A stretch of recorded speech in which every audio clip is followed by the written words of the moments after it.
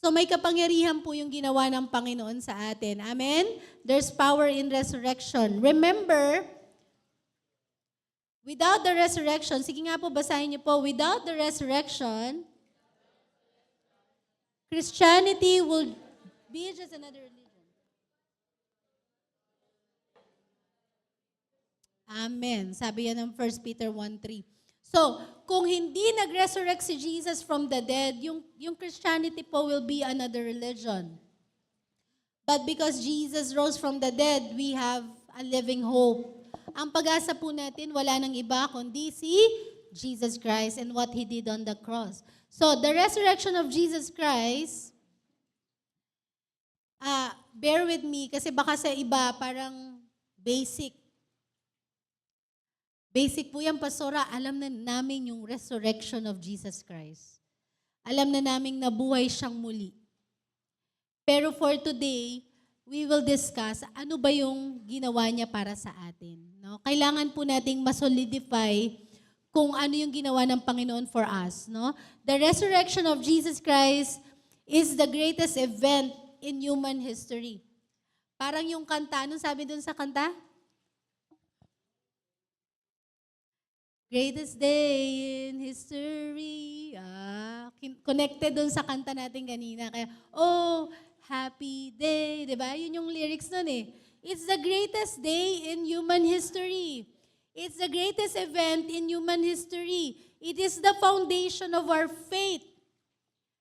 Alam mo bang maraming Diyos ang ibang tao, pero walang ibang Diyos ang nabuhay muli sa ikatlong araw. May Buddha, namatay, hindi na muling nabuhay. Baka may sumasamba dyan kay Buddha. Sino pa? Allah, namatay, hindi na muling nabuhay. Tama? Lahat ng Diyos ng ibang relihiyon namatay, pero hindi na muling nabuhay. Tayo lang po yung may Diyos na namatay, and on the third day, He rose again from the dead. Amen?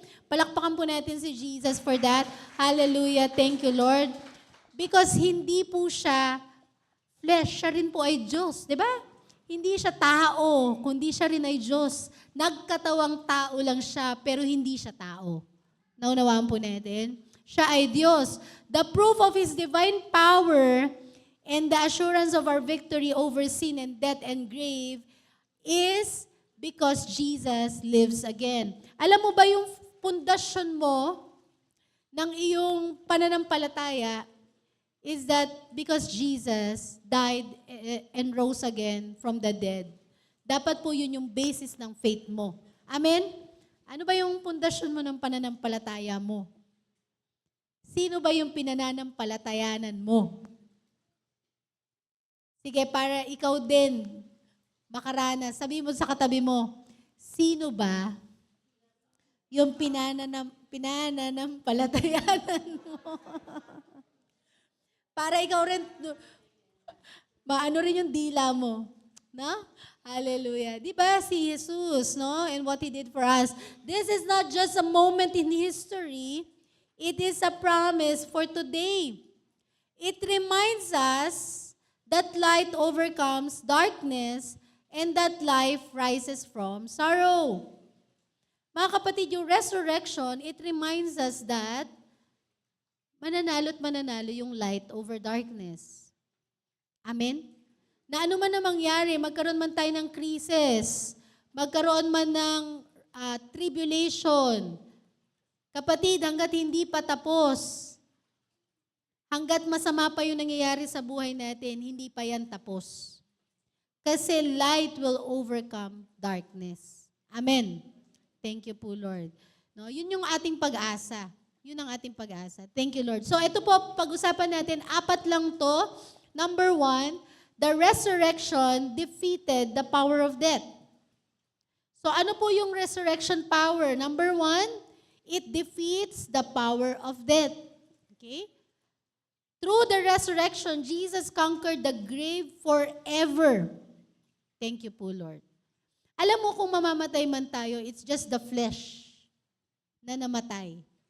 Pero yung spirit mo, hindi po. Kasi eternal life yung kinakaharap natin. Amen? Kumbaga, nag-change address lang tayo. So Jesus conquered the grave for us.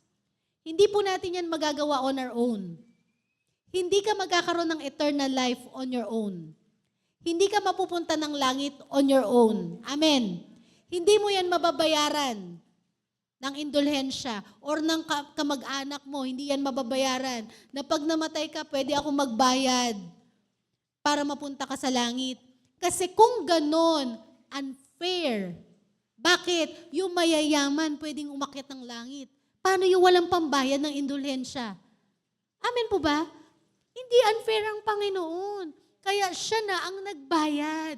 Kasi hindi pwedeng bayaran ng tao. Amen po? Yun ang ating Diyos. He is a just God. Napaka-fair po niya.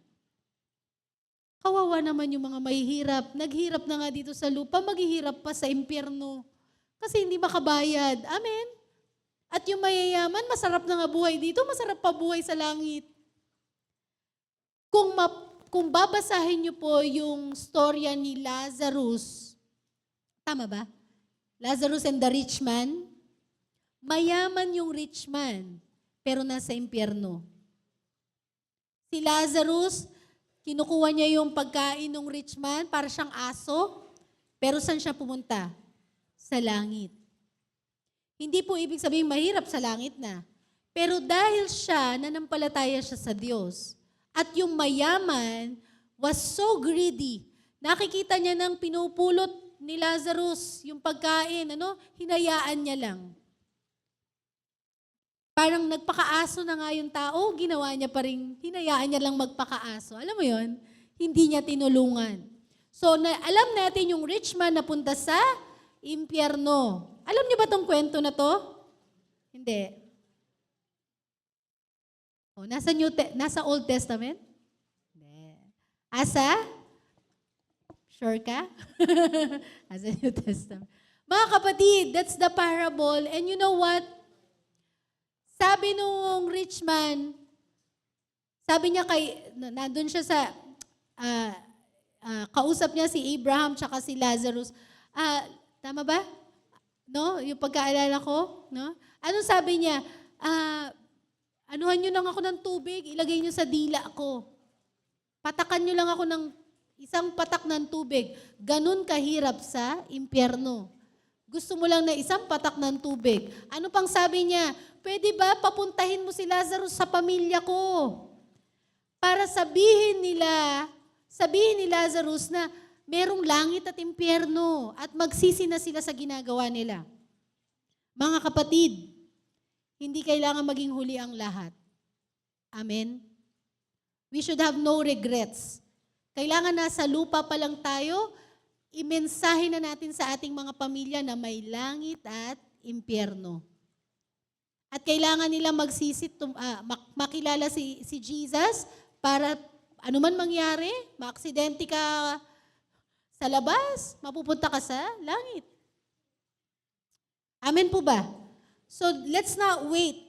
At hindi kailangang isang Lazarus yung ipadala sa iyong pamilya. Kasi nandyan ka na nga. Sabi mo sa katabi mo, nandyan ka na nga. Ikaw yung mensahero ng Lord. Amen? Hindi kailangang merong nasa sa kamatayang bumalik para makilala nila si Jesus. Kasi ikaw nga kilala mo na si Jesus. Amen? Ikaw magpakilala sa kanila. So that the sting of death is removed. Letter A pala muna. The death has lost its power. Wala nang kapangyarihan yung kamatayan. Kasi naipanalo na ng Panginoon. Mamamatay lang kapatid yung flesh. Pero hindi yung ating spirito. Amen. The sting of death is removed through Christ's victory. Thank you, Lord. Pinagbayaran na ng Lord, Hallelujah. Letter B, Jesus holds the keys of death and hell. Sabi yan sa Revelations 1:18. He has complete authority over life and death.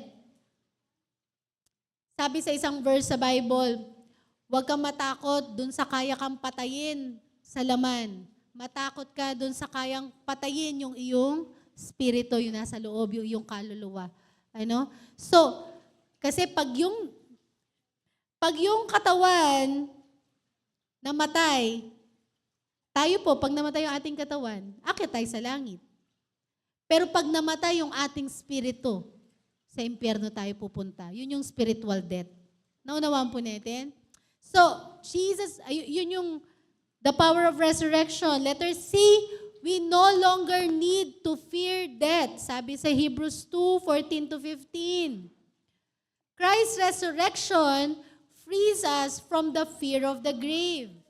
Sabi mo sa katabi mo, dapat hindi ka natakot mamatay. Even kung ano po ang ialaw sa atin ng Lord na kamatayan. Alam mo, recently, nandito si Sister Sally, condolences Sister Sally, namatay po ang kanyang kapatid, si Manoy Fred. Tama ba? Tama ba? Manoy Fred. And binalitaan ako ni Ashley kung paano namatay si Manoy Fred. Namatay na lang daw sa tulog. Parang kinabukasan, nakita nila, patay na. And do you know what? That's one of the most peaceful death. Hindi ka na namatay sa hirap. Pag sinabi nilang namatay na lang po sa tulog, ang ibig sabihin nun, hindi nahirapan. And you know what? Blessing po yun sa karamihan. No? Blessing po yun na hindi na siya nahirapan. Tama po ba?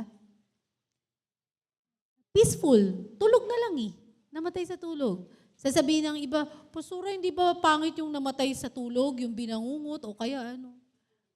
Pero may mga namamatay po, they really live it, walang bangungot, peacefully, namamatay na lang sa tulog. Ano? So, it's a blessing. And alam natin, si Manoy Fred naman nakakilala na sa Panginoon. Tama po ba? It's one lesser worry or heartache for those bereaved. Na alam mo, yung iyong kamag-anak, yung iyong kapatid, nasa langit na. Kaya po dapat tayo, meron tayong ganun na eagerness na i-share si Jesus sa kanila. Kahit na gano'n pa sila makulitan sa atin. Kasi when we persevere, we receive breakthrough. Amen. Mag-pray ka ng opportunity lagi. Lord, opportunity. Ma-share ko ikaw sa pamilya ko. Lord, opportunity. Minsan, bibigyan ng Lord ng sakit yung pamilya mo. That's opportunity. Tama? Meron po akong tiyuhin. Namatay na rin po ito. Pero before siyang namatay, we were praying for opportunity dun sa aming family. Alam mo nangyari sa kanya? Na-aksidente.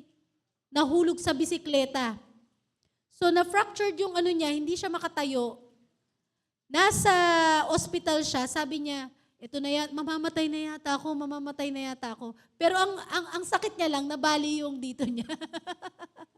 Pero he was so, ang tagal-tagal niya sa ospital, parang sinasabi niya, mamamatay na yata, ito na yata, ikakamatay ko. Ganun. Matanda na kasi yung tito kong yon.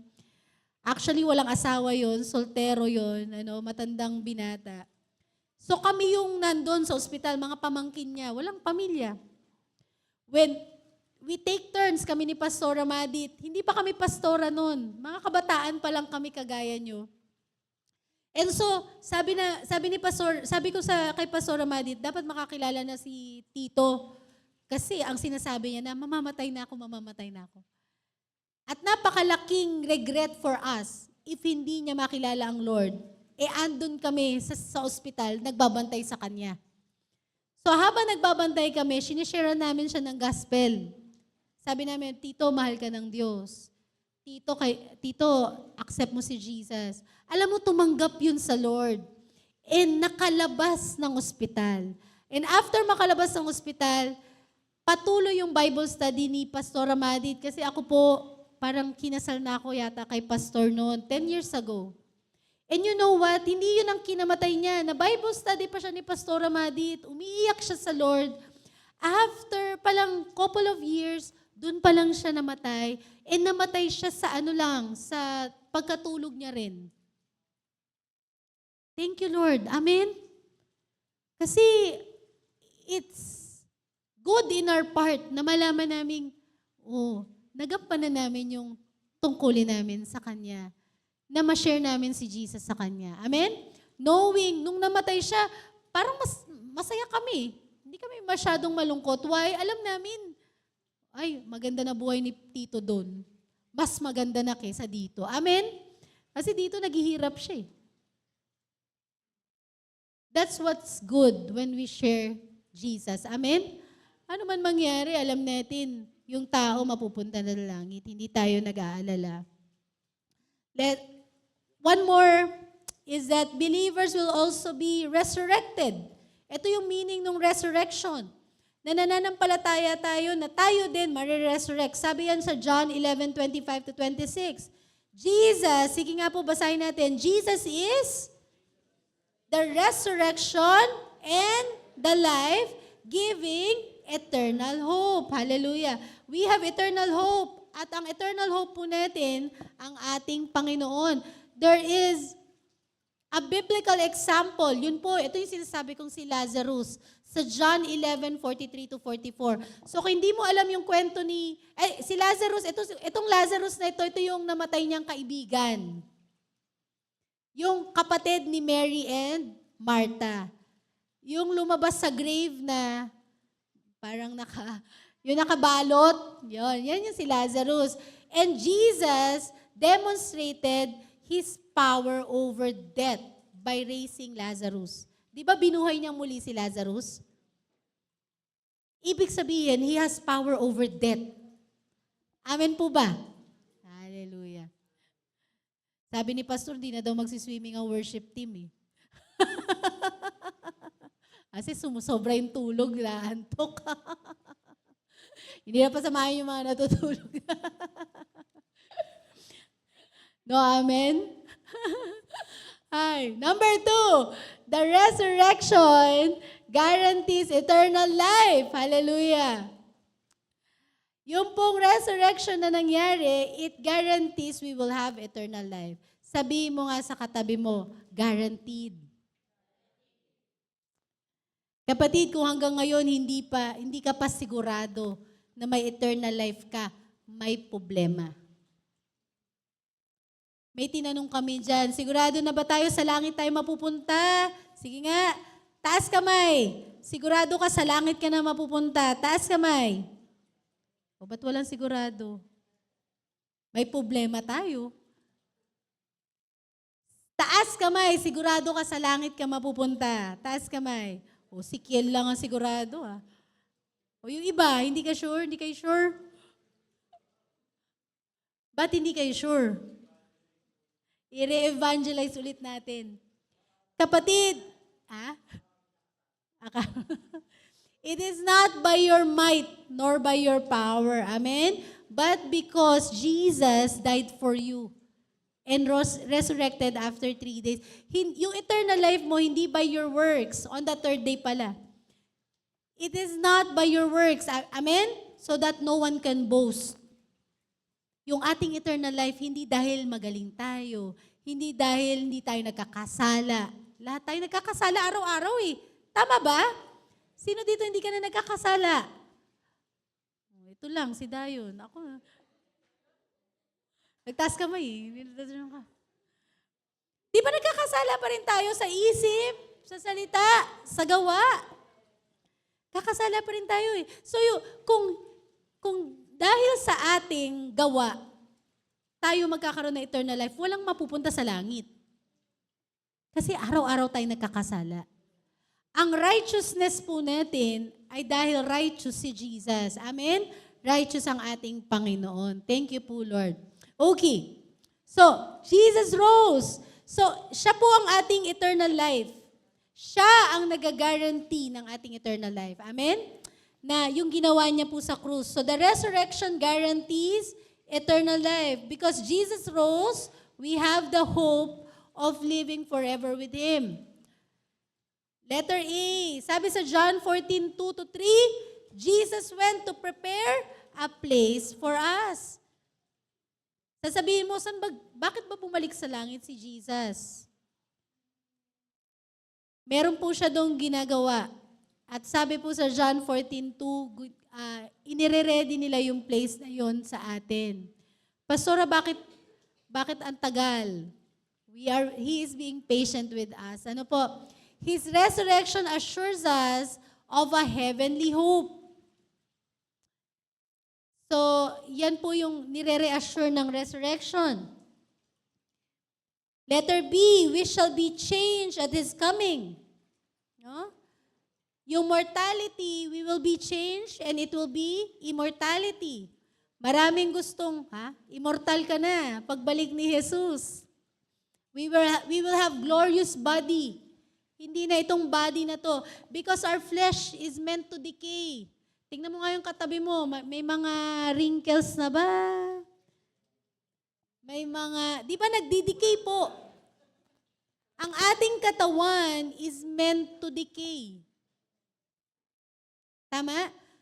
Alam mo ba, bakit mo malalamang nabubulok ang katawan? Isang araw ka lang hindi maligo, ang baho mo na. Sino dito, isang araw na hindi maliligo, di ba? Isa, 2 araw. Hindi ka nangangamoy. Sino hindi nangangamoy dito? Di ba lahat, parang, si Pastor Von. hindi yan asim lang. Pero hindi yan nagkakaputo kahit hindi yan maligo. Ay, bango yan. Bango yarn. Hindi, totoo, sikreto yon. Ngayon alam na. Pero ako po hindi pwede, dapat talaga ako maligo. Kasi may mga ganun, yung ang tawag mo doon, acidity yata yun, or minana, or genes, no? So, tayo po tumatanda.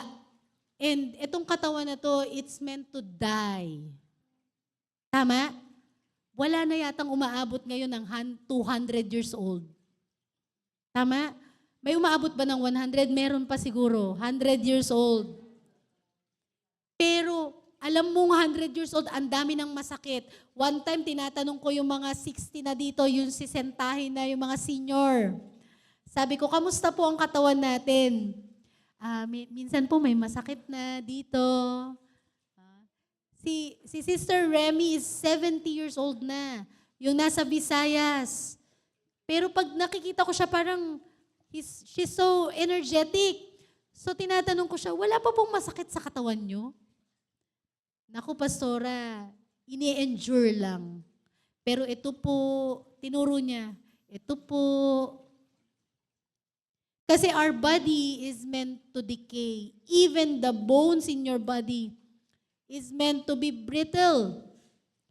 Magiging ano po yan? Magiging weak. Hindi yan pa-strong. Pa-weak talaga yan. No? It's not a prophecy, ha? Hindi ko sinasabi yan na manghina po kayo.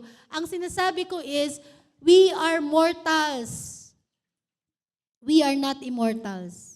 Pero, sa muling pagbabalik ni Jesus, we will have glorified bodies, sa ating immortality.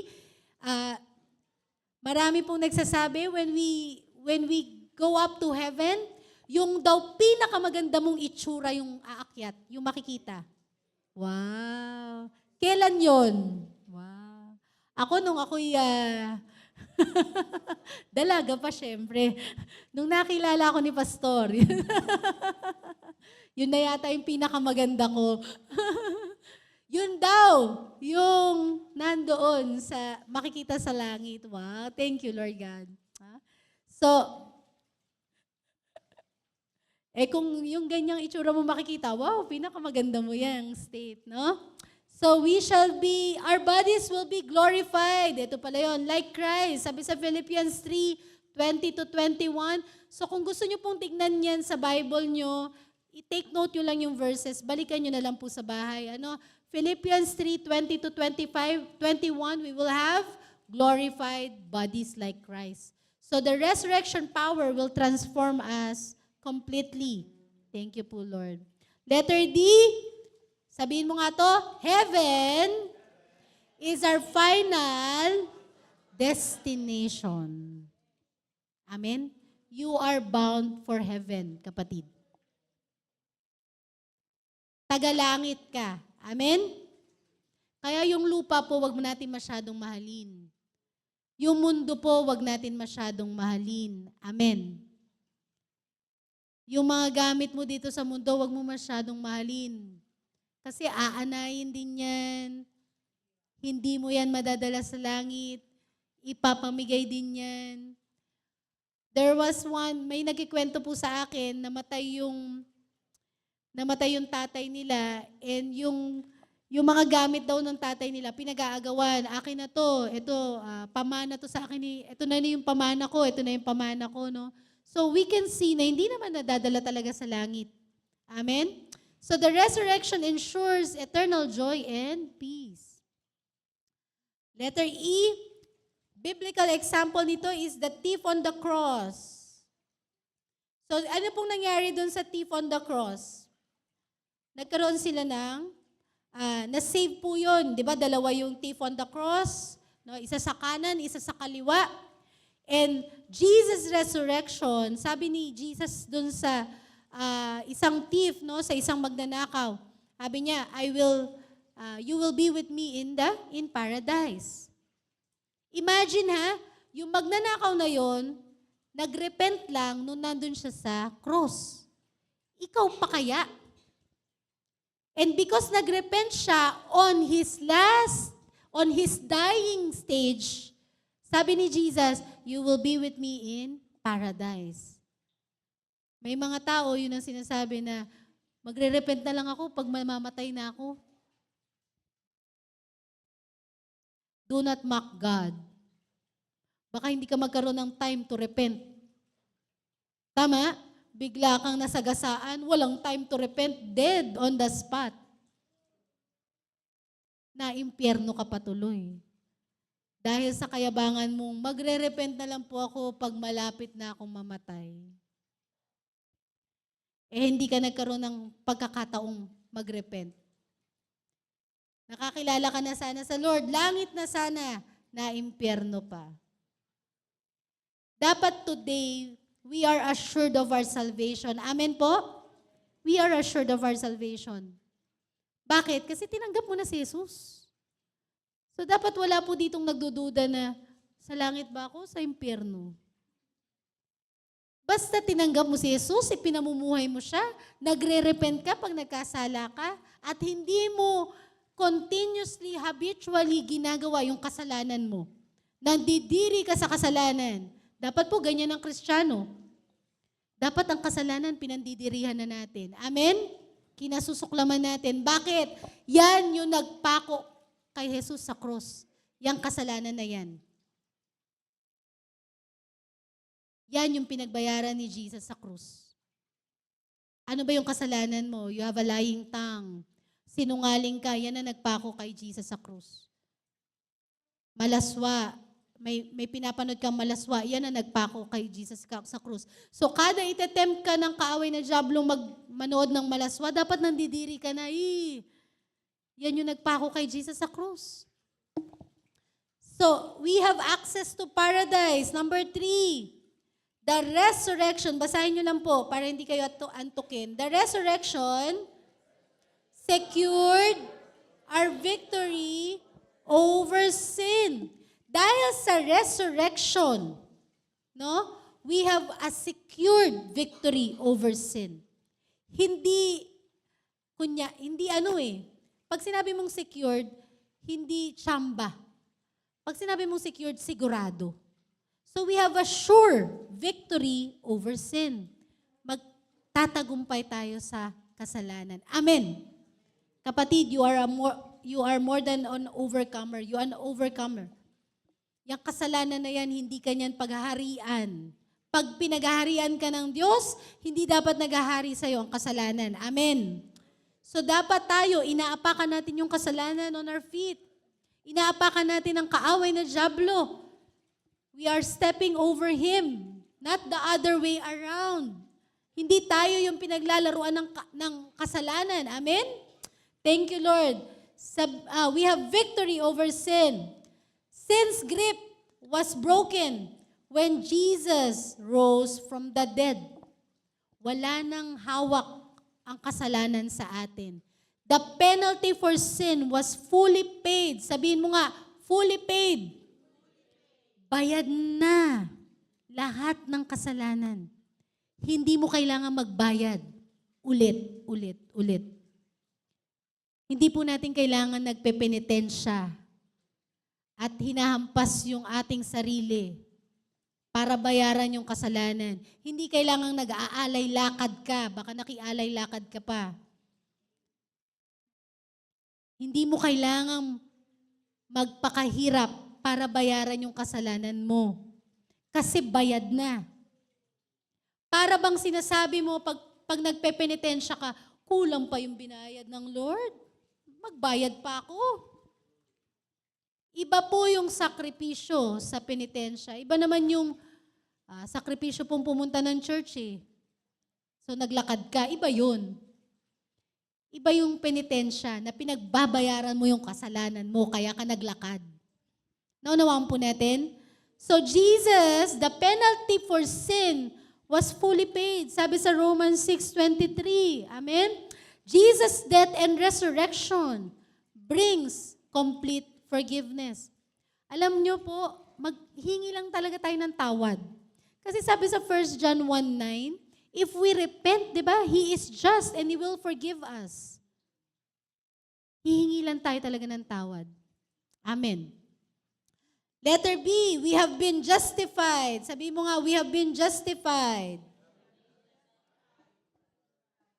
Pag sinabi mong justified, just as if you do not sin. You did not sin. Pag sinabing justified, parang hindi ka nagkasala. You have been justified through Christ. Wow. Imagine, nung pinatawad ka ng Lord, parang hindi ka nagkasala. Hindi niya, di ba? Sarap.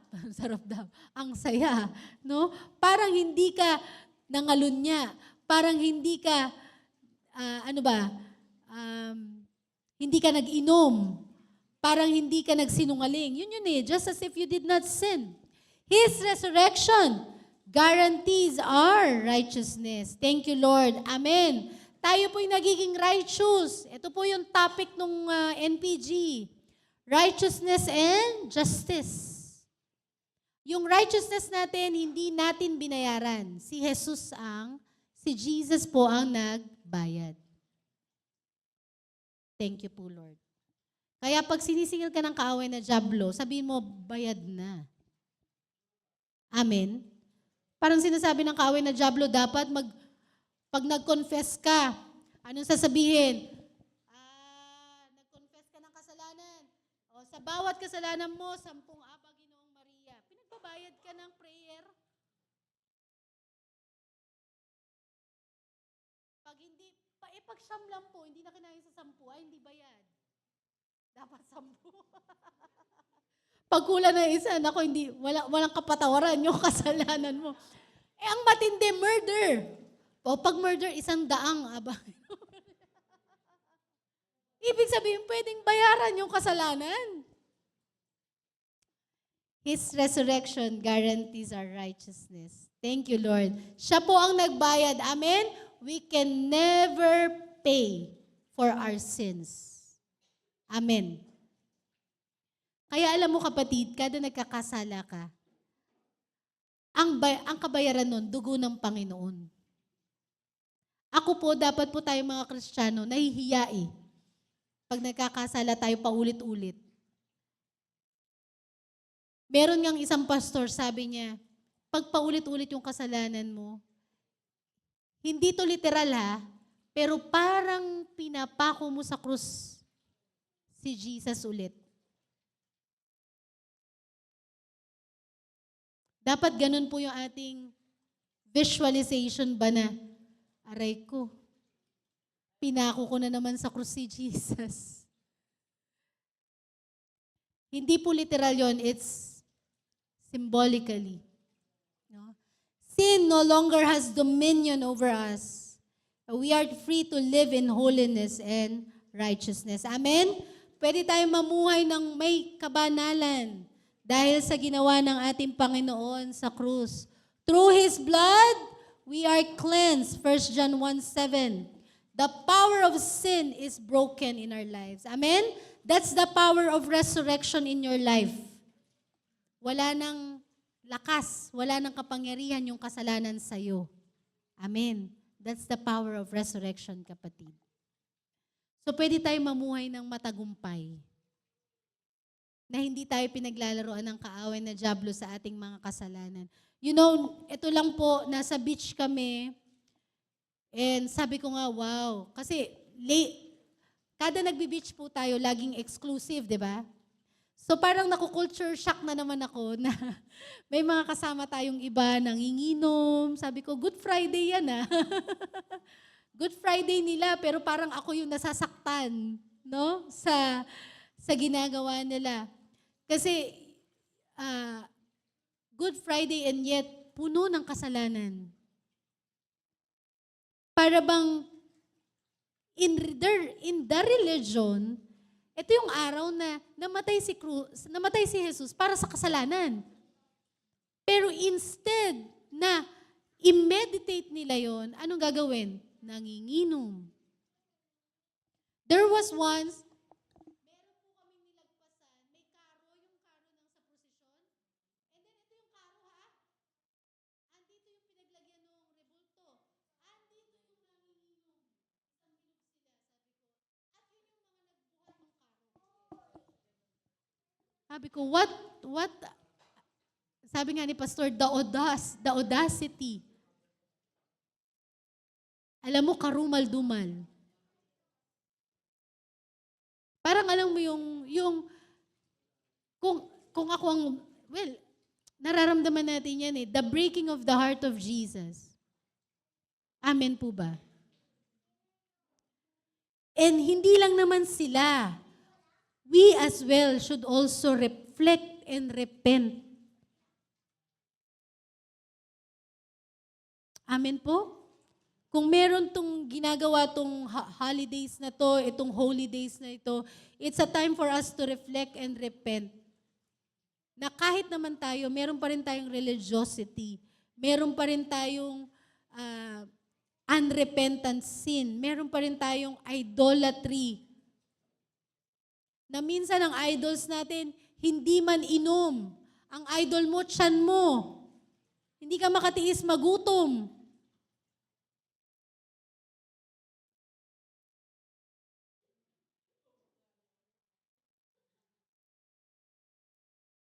Pag preaching, mga kapatid, hindi pwede tayong kumain. Pag may reading of the Word of God, huwag mo sasabayan ng kain.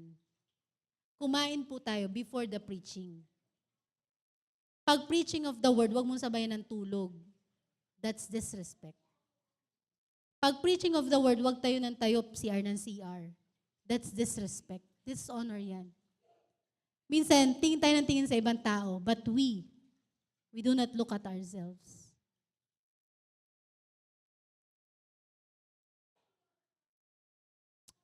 Amen o amen. Kung yung NPG po, it's a disrespect, wala ka dito. Nasaan ka? Lalo na kung nasa bahay ka lang. That's the Word of God. But you honor other things. You honor other things than the Word of God. Tama, mali?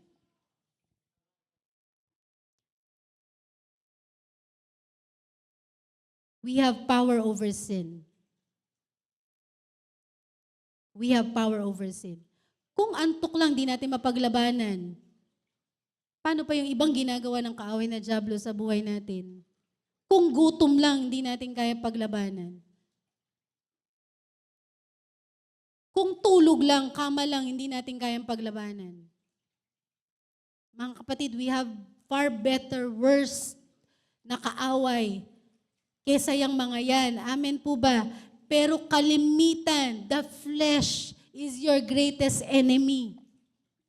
Your flesh is your greatest enemy. Amen?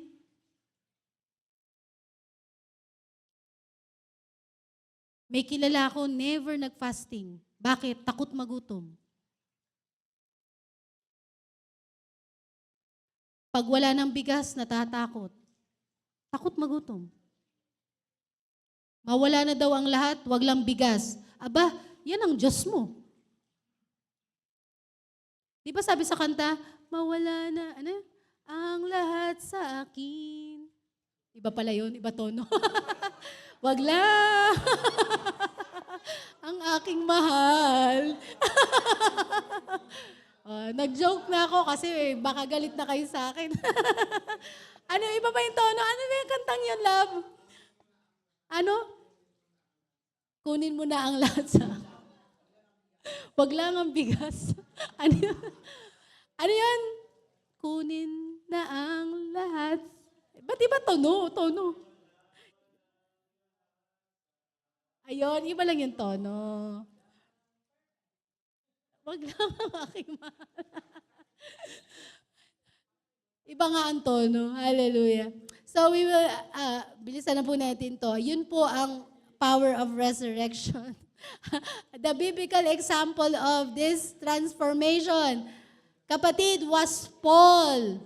Sino si Paul? He was a murderer, but he became an apostle and a champion of the gospel. Amen po ba? So kung si Paul from a murderer to a murderer of the Christians, to a champion of the gospel, the Lord turned around his life. So wag mo sasabihin, grabe pastora, napakarumi ko po before. There are worse, kapatid, there are worse stories. May kinikwento nga ako kina Brother RG, gay siya, no? Talagang ano daw siya, lalakero, shabu, tapos suicidal, pinapatay niya yung sarili niya lagi, hindi siya mamatay-matay, ano? So grabe daw yung drugs niya. Pero ngayon po, pastor na. Transgender before, cross-dresser. Nag-church daw siya, na-born again siya, nag-church siya, wala pa siyang damit, puro dress pa rin. So nag-church siya, ano pa siya, cross-dresser pa rin siya. Oh, minsan. Kaso sabi niya, cross-dresser, yung lalaki siya pero naka-cross-dress. Alam mo, paano siya talaga na-born again talaga? Yung preacher, yung nang-agaw nung ex niya. So yung preacher was also before a gay. Bading din, yung nang-agaw sa ex niya. So sabi niya, kung binago yun ng Lord, babaguhin din ako. Kapatid, I'm standing before you. Sasabihin ko sa inyo, binago po ako ng Lord. Before I was confused as well. Akala ko lesbian po ako. Akala ko hindi ako makakapangasawa. Titibo-tibo daw. Yes. Akala din ng tatay ko. Pero, tingnan nyo naman, hindi ako cross-dresser. Babae po. Dress talaga. Pero what I'm saying is, there are worse stories. Hindi worse yun sa'yo. There are far more than worse stories. Pero binago sila ng Panginoon. Paul was changed. No? And this is the power of resurrection. Tingnan mo nga yung katabi mo. That's the power of a resurrected life. That's the power of Jesus' resurrection. Kung paanong yung buhay ng katabi mo, binago ng Panginoon at binabago ng Panginoon. That's the power of resurrection. Amen? I am, a manifestation. You are a manifestation of the power of how God can transform lives. Amen? Yung mga tumayo lang dito last week ng nag-testimony, di ba? Yung iba, sabi nila, grabe daw yung kasalanan nila. Pero, mahal pa rin tayo ng Panginoon, amidst our kasalanan. Alam mo, ito, ni-research ko pa to, totoo ba yan, Lord? Hindi daw talaga ganun ang crown of thorns. Nakikita niyo po yung crown of thorns sa kabila? Di ba yan yung nasa mga Passion of the Christ? Ganyan daw, pa ganun, pa crown. No? Ang talaga daw na itsura, based on yung mga forensic, yung mga pag-aaral ng mga scholar, ganito daw, para siyang helmet of thorns. Nakita mo to? So hanggang dito daw, hanggang dito at saka hanggang dito. This is yung bush na sinasabi ko sa inyong nakita namin ni Pastor sa Garden of Gethsemane ba yun, Pastor? Or sa Mount of Olives, ganyang kalalaki yung thorn. Mga haba. Kaya kung inilagay yan sa Lord, talagang sumusuot daw dito sa laman. Kaya nung nakita siya, hindi na ako naglagay dyan ng picture ni Jesus, no? Alam nyo naman, I want you to imagine Him. Pero nung dinidescribe siya sa Bible, hindi na daw makilalang tao pa siya. So we can just imagine, baka puro dugo na lang, and then puro laman na lang. Nakakita na kayo ng laman? Nakakita na kayo? Ako po nakakita na. Na-aksidente si pastor. Nawakwak yung dito niya. Labas laman. Sabi ko, ew. Ang laki. No? And if you will imagine, isang parte lang yun. Kung buo yan, labas laman. Yung dinanas ni Jesus para sa'yo, kailangan mo maunawaan so that you know the price He has to pay for that sin na pinaglalaban mo. Amen? Pinaglalaban mo, Lord, di naman po ito masama. Lord, mahal ko siya eh. Alam mo ba, para dyan sa kasalanan na yan, ito dinanas ng Panginoon para pagbayaran niya. Tapos ikaw, para ipaglaban mo pa. Amen. It was a helmet like this sign. He was unnoticeable. Alam mo, hindi na makilala ang Panginoon. This is the last one. The resurrection gives us victory. Sabihin mo nga, victory. Hallelujah. Thank you, Lord. He has given us victory in daily life. Makakapanagumpay ka araw-araw. Kasi pinagtagumpayan na yan ng Panginoon sa krus. Kaya sabi niya, it is finished. Tapos na. Tinapos niya na. Hindi mo kailangan pang pagbayaran. Hindi mo kailangan araw-araw maghirap sa kasalanan. Kasi pinagbayaran niya na.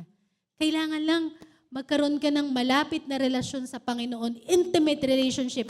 Alam mo, pag nagkaroon ka ng intimate relationship sa Panginoon, pandidirihan mo ang kasalanan.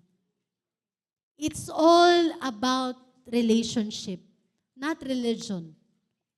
Kaya po tayo, kaya pa nating magkasala kasi hindi pa tayo ganun kalapit sa Lord. Naunawaan niyo po? Example, kung sobrang lapit namin ni Pastor Von, at alam ko na kada may gagawin ako, nakatunghay siya, tingin mo gagawa ko ng kasalanan? Anong sagot? Kasi tayo, pakiramdam natin, hindi nakatunghay ang Lord sa atin, na hindi natin siya kasama. Kaya habang nagkakasala ka, akala mo, ikaw lang ang may alam. Akala mo, hindi nasasaktan ng Lord. Amen? Akala mo, habang nanonood ka ng porn, ikaw lang ang nakakakita. Kung alam mong pinagmamasdan ka ng Lord, sorry po, Lord. Kung alam ko si pastor laging nakatunghay sa tinitingnan ko sa Facebook, di ba parang, unfollow ko to. Di ba? Kasuklam-suklam to. Hindi to maganda. Magsiselos asawa ko dito. Tama. Kasi ang profile picture, naka 6-pack. Ano ba yun? Sabi ni Prophet Sado, 6-pack, 4-pack. Siya daw full pack. Kasi laki daw ng tiyan niya. Full pack, hindi siya 6-pack. Bakit ako titingin sa mga 6-packs? Yung asawa ko full pack din eh. Amen? Naunawaan niyo po, kung alam mo ang Holy Spirit, lagi mong kasama, mahihiya ka. Masusuklam ka rin sa kasalanan kasi nasusuklam siya doon. Amen po? It is all about intimacy. Pakiramdam kasi natin ang layo ng Diyos sa atin. Pero He is always with us. Mga kapatid, the resurrection. The old life is gone. And now we are living in victory. We have a new life, clean slate. Every day we can live a new life. Amen? Every morning we have a divine beginning. Lord, today po I have victory over sin. Amen? Ideklara mo yan na hindi ka mahuhulog sa tukso. Pastora, okay lang po bang matukso? Yes, natutukso po tayo. Ang hindi okay, yung mahuhulog tayo sa tukso. Tama ba? Prophet, sino yung nagkikwento nitong NPG? Si David, hindi niya kasalanang naliligo dun si Bathsheba. Nakita niya. Alam mo ang kasalanan? Yung nagtagal siya ng tingin. Sabi sa Bible, yung dumalawa ka ng tingin, adultery na yun. Tama? Hindi pa hindi usaping siping. Dumalawang tingin ka lang sa sexing babae daw or lalaki. Adultery na. Alam mo ba kami ni Pastor, we don't use sexy as a term. Because sexy is a term for couples lang. Hindi mo yan sasabihin na, ay, ang ano mo naman, sexy mo naman. No, kasi ang root word niyan is sex. When you say sexy, it means, it's an intimate word. It's for the couples lang, ano? So, sinasabi ko lang po yan sa inyo. Pero, do you understand what David's sin is about? David's sin is about hindi yung nakatingin siya, kundi yung natukso siya, napakialaman yung nakita niya. Okay? So, we can overcome every challenge. Matatapos na po ako. We can overcome every challenge. Sabi sa 2 Corinthians 4:8 to 10, and no situation is impossible with the risen Christ. Hallelujah. So, ang ating pong katagumpayan ay because the Lord has risen, for us. Biblical example po nito, restoration of Peter. Si Peter, he denied Christ, but he was restored. Amen? We have restoration because Jesus restores people, no? Siya po yung nagre-restore sa atin. Though he denied Christ, he was restored back again. So alam po natin si Peter ay naging apostle, no? Apostle Paul and Apostle Peter. So Peter was an apostle to the Jews. Okay? So there was resurrection power ay na-restore po sa kanya. Ang question natin today, and I will end with this, am I living a resurrected life? No? When you say resurrected life, ipinamumuhay ko ba na ako'y matagumpay na dahil ang ating Panginoon nag-resurrect for me? When you say resurrected life, it is no longer I who lives, but Christ lives in me. Galatians. No? Tayo po tayo lahat. Hallelujah.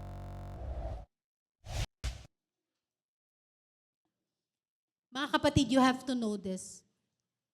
Pag may laban sa pisikal, kasi may laban sa spiritual. Pag sobra kang hinahainan ng kaaway na dyablo physically, like, bakit parang ayaw mong pakinggan yung word? Bakit parang antok na antok ka? Bakit parang distracted ka? It's when you have to fight more. Because the enemy is fighting the word out of you. Naunawa mo? Pag may laban sa physical, kasi may laban sa spiritual. So you have to fight it over. Mas dapat kang lumaban. Mas ayaw mo mag-church, mas dapat kang mag-church. Amen.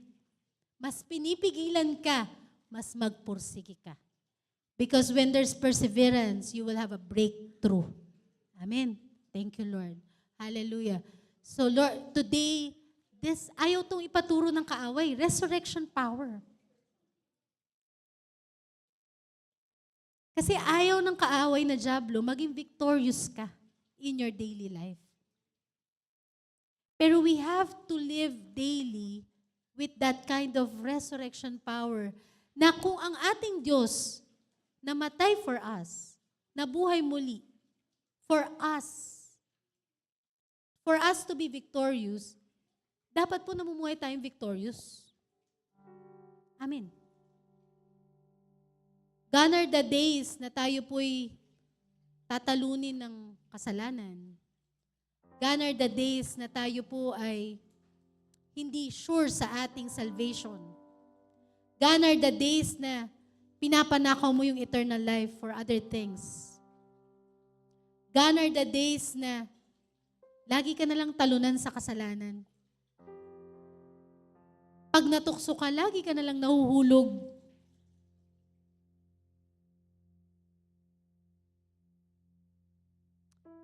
Jesus was also in flesh. He was tempted, di ba? 3 times. Lust of the flesh. He was tempted with food. He was tempted with riches, yaman. He was tempted with superiority, yung parang kingdom, treasures. With fame. He was tempted with fame. But all 3, napagtagumpayan po ng ating Panginoon. By the Word of God.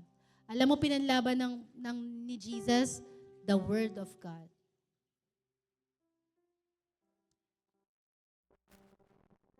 We have the same armor today. We have the same sword today. And that sword is the sword of the Spirit, mga kapatid. We victoriously today. Amen? Because He died for us and He was victorious on the cross. Amen? Hallelujah. Can we just pray? Hallelujah, Lord God. We thank you, oh God. We thank you, Lord, because amidst your prayer in Gethsemane, amidst flesh, oh God, amidst the works of the enemy, amidst destruction, amidst Peter being so aggressive on that garden, Panginoon, you remain calm and you remain submissive to your Father. Lord, this world is so evil nowadays, Lord God. Even those that says na sila po ay religious, even us, Lord God, at times we sin. At times, Lord God, we fall short of the glory of God. Even us, Lord. Panginoon, tulungan niyo po kami to live a victorious life. And in this Resurrection Sunday, may we receive a message, O God, the message of the cross, na kaya po kayo yung nandoon. Because we can never do that. We can never pay for our sins, Lord. We can never, O God, sacrifice ourselves, O God, for others. We can never pay for the sin of others, O God. We can never do what you did, O God.